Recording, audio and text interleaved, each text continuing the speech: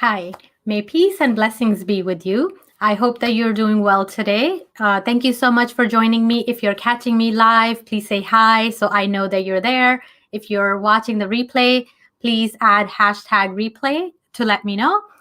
My name is Timmy Mirza. I am an Agile certified practitioner and I help busy moms optimize their time and maximize their impact. One of the things that we expect of leaders of today is to be excellent communicators. I think that as moms, we are the most important leaders of this generation. So we have to be equipped with the best communication tools, the best communication hacks, so that we can communicate with our family members, our children, and get them to take action and listen to them, get to understand them at a deeper level. So in my role at work, I have to coordinate a lot of efforts between a lot of different people as I work on teams. And this is very expected of me that I'm able to understand other people's communication styles and how to get them to take action. I think as my role as a mother, it's even more important, right? So I need to be able to understand my children. I need to be able to understand what frequency they're communicating at and listening to me at, what their preference is in terms of modes of communication. How do they listen to me best? How do they take action best? What motivates them at any given moment? I'm going to give you an example, and I've probably made every mistake in the book when it comes to messing up on communication, especially as a young mom, as a new mom when my kids were little.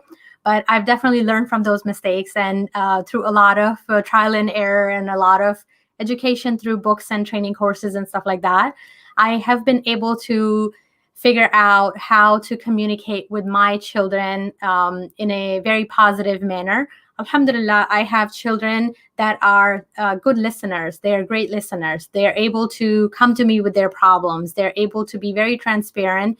And they're also very open to showing empathy to me when I am feeling stressed or I'm feeling down or, when I'm going through challenging times or difficult times throughout my day. They're actually able to communicate with me and actually provide support to me. Wouldn't you love to get there? Wouldn't you love to get to that point where not only that you're in tune to your children's needs, your children in return are also tuned into your needs? So I was going to share an example. When my son was little, I think he was probably like 3 or 4 years old. He was at his daycare and he came home and he used a bad word. And we at our home do not really use any bad words or encourage that at all. And it's not acceptable at all for them to use any bad language or anything like that. So as a little child, he comes home and he said something and I didn't know how to react. This was not something I was prepared for as a mom. So the first thing that came out of my mouth was, where did you hear this word? And he told me that his best friend said it. His best friend at daycare said it. And my reaction to that was so inappropriate. I said, I'm gonna talk to his mom because this is not appropriate for him to say these words. And he's teaching bad words. And to this day, I think I have communicated my child that that if he is honest with me or truthful with me, he may get in trouble.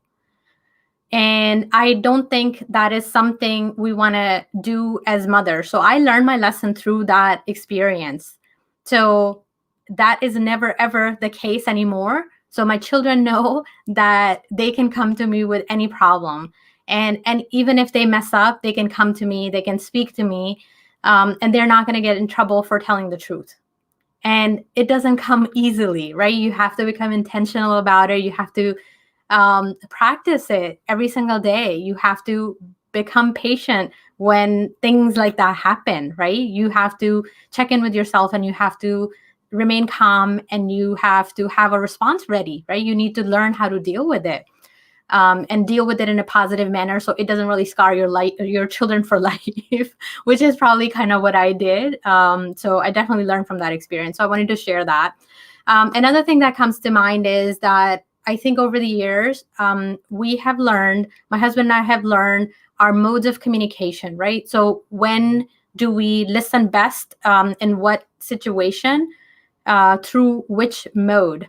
So for example, if I have to express something that is bothering me or something I'm upset about, if I react when this happens and I express it verbally, it never comes out positively. It never comes out good. It's never taken well, and it's a lose-lose situation, right? So I have learned when I have to communicate something difficult to my husband, I have to do it through text. So we text all the time. We do express happy things and things like that through text too, but they're better received when they're said verbally.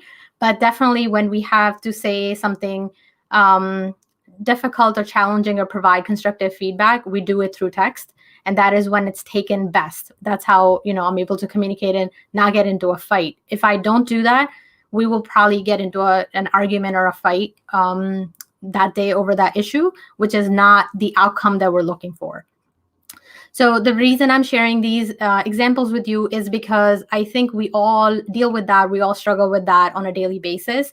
As mothers, as COOs, as the chief operating officers of your home, I want to equip you with the best communication tools so that you're able to confidently raise the next ummah, our next generation, because you're the most impactful in their life by being there for them, by being understanding of their needs and communicating in their modes of communication, by knowing them and understanding them at a very deep level. We are offering a summer coaching series, which is 8 coaching sessions for moms. We do it every Friday at, at 12:30 p.m. Eastern time.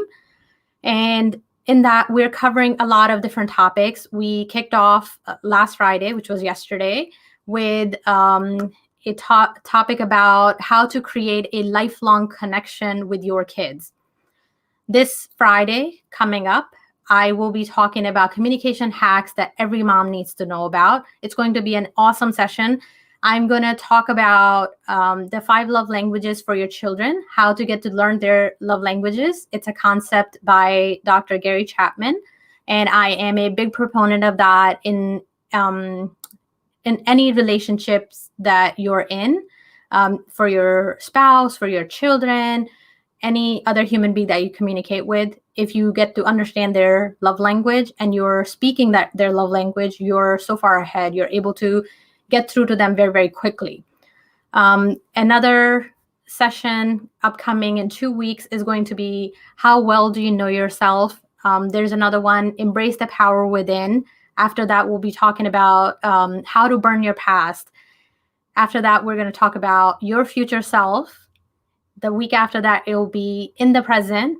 And we are going to wrap this series up with the power of dua.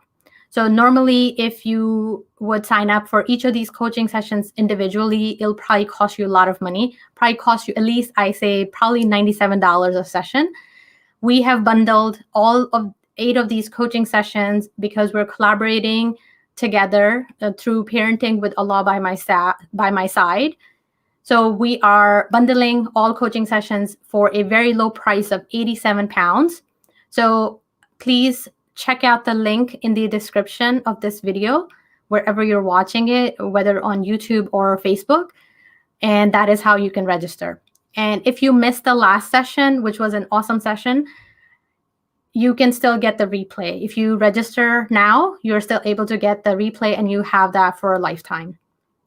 One of the other things I shared in that coaching session was let your yes be yes and your no be no as a mother. And I think that is very challenging when it comes to communicating with our children, right? So most of the times we start with no, and then after the child asks us 9 more times, the 10th time we generally say yes. I want you to change that in yourself. I want you to Become a mother that says yes most of the times and says no every once in a while. And there's a reason that you say no, right? Either it's a life-threatening issue or something, a behavior you do not want your child to indulge in, then it is important for them to understand that they're not going to have everything, and you're going to say no, and you're going to stay firm on that no. So the rule I like to follow is 90-10. You heard that right, 90-10. So 90% of the times I want you to say yes to your children. From the get-go, when they first ask you, say yes. And 10% of the time, you're allowed to say no with a quick, small explanation why you're saying no. If you just start implementing this one little strategy, you are going to take so much pressure off of yourself, and your children are going to be so much better because they're not going to nag you once they know that you're going to stay firm on your no, and you're not going to change your mind. So even if they ask you 10 times, the answer is no. And I'm not talking about if you're able to renegotiate that, whatever that situation is or not. You absolutely are in the position to renegotiate down the road. But when you say no, let your no mean no. Stand firm on that. But 90% of the times, I want my moms to say yes to their children. I hope this was helpful. If it was, please share with your friends. And I will be back next Saturday at 8 p.m. I was a little bit late, but that's okay. We're doing it at our own pace all the time. And I hope that you have a wonderful week ahead. And I also hope that I get to see you in the upcoming coaching session. May peace and blessings be with you.